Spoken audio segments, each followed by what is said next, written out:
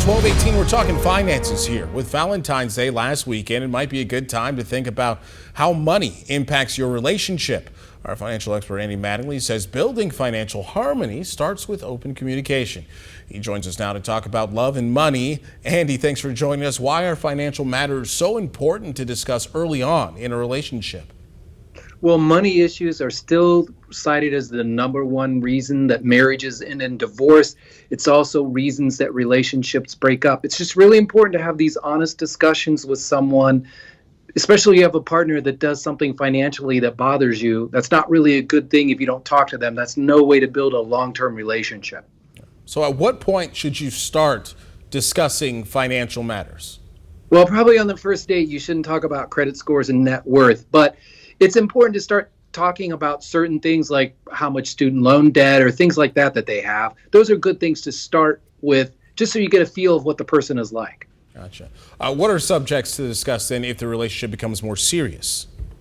Well, that's really when you need to talk about their complete financial picture, because a lot of times what causes problems is that people get in a serious relationship and decide to take, major moves like buy a house together or something like that, and then they find out that the other one has a bad credit or too much debt. So you want to start finding out those things before you start making your plans and have those dreams kind of shattered right away when the relationship gets real serious. Gotcha. Now, do couples have to have similar financial habits then to be in a successful relationship?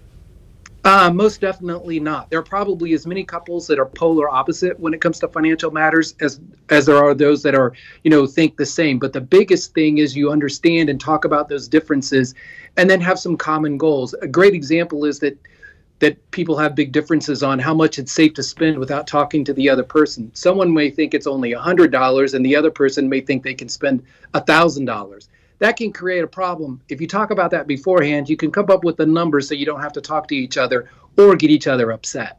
And so what's the most important piece of advice then for couples to avoid money fights?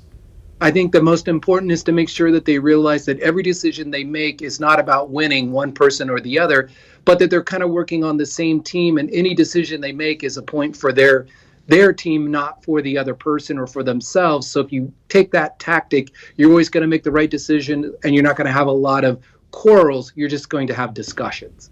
All right, Andy, we appreciate having you on. As always, we'll talk to you next week, buddy. Okay, thank you.